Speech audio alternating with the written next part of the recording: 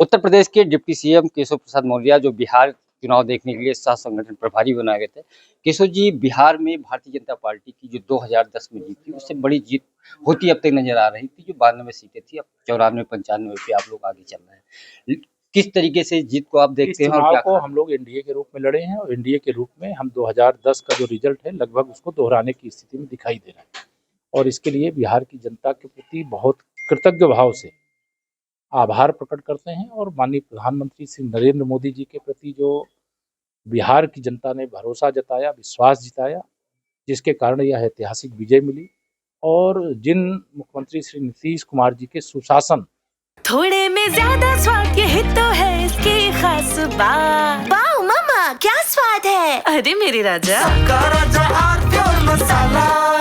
की मिसाल बिहार ही नहीं और भी बहुत सारे राज्यों में दी जाती है। उन्होंने जो निस्वार्थ भाव से बिहार की सेवा किया और जो एनडीए का हमारा एकदम ईमानदारी से गठबंधन था और गठबंधन के सभी नेता और कार्यकर्ताओं ने मेहनत किया और साथ में जो बिहार की जनता ने एनडीए के चुनाव को अपना चुनाव मान करके लड़ा, इसके कारण यह हमारी ऐतिहासिक जीत हुई है। और इस जीत के बाद अब बिहार को विकसित बिहार बनाने के लिए और वहाँ जो वादे घोषणा पत्र के माध्यम से किए गए हैं उनको पूरा करने के लिए नई सरकार के शपथ लेते ही हम लोग आगे बढ़े।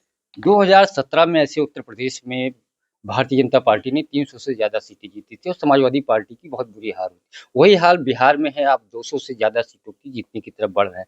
क्या लगता है, जिस तरीके से आप एक अखिलेश यादव लगातार ये नारे दे रहे थे कि मैंने आवाज जीता, मगध भी वहाँ के जनता से अपील कर रहे थे हराइए, लेकिन आपका अभी अहंकार भगवान का भोजन है और लोकतंत्र में जनता जनार्दन यानी भगवान का रूप है। इन लोगों ने अहंकार दिखाया और जनता ने उसका जवाब दे दिया, इसलिए इतनी बड़ी ऐतिहासिक विजय हुई है। अगर अभी भी नहीं सुधर रहे हैं तो बिहार के बाद जहां भी चुनाव होंगे, वैसे बाकी दलों की जो चाहे आरजेडी हो तो उसकी हैसियत बिहार तक है, श्री अखिलेश यादव हो तो उनकी हैसियत और सीमा रेखा उत्तर प्रदेश तक है, लेकिन कांग्रेस देश के कई राज्यों में लड़ती है, भले अब डूबती हुई चली जा रही है।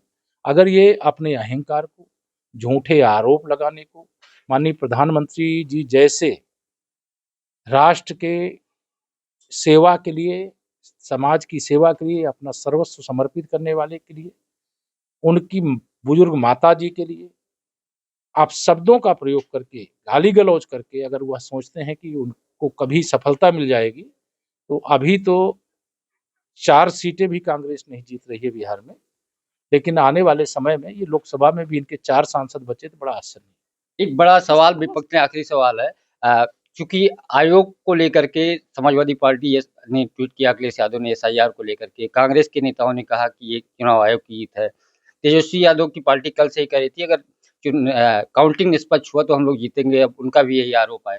कोई आरोप जो लगा रहे हैं उनके आरोप को जनता नकार रही है। जनता ने जनादेश दिया है, जो उसके जनादेश के अनुसार लगातार भाजपा गठबंधन एनडीए विजय की ओर है।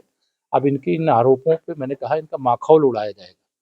आरोप लगाओ तो कोई दम होनी चाहिए, कोई सच्चाई होनी चाहिए, लेकिन जो बूथ को लूट करके फिर प्रदेश को लूटते थे, जो बूथ को लूट करके देश को लूटते थे, वो भ्रष्टाचारी, वो आतंकवादियों के समर्थक, वो जातिवादी, वो परिवारवादी, फर्जी पीढ़ियाँ चलाने वालों का राजनीतिक भविष्य और अस्तित्व दोनों संकट में। तो ये थे उत्तर प्रदेश की डिप्टी सीएम केशव प्रसाद मौर्य, कह रहे हैं एनडीए की नीतियों की जीत है, मोदी जी की जीत है और जिस तरीके से विपक्ष जो मुद्दा बना रहा था उसको नकार दिया। पंकज चतुर्वेदी, TV9 लखनऊ। कुछ तो सस्ता लो, सब बढ़िया लो, इसमें क्या खास बात है। थोड़े में ज्यादा स्वाद ये तो है इसकी खास बात।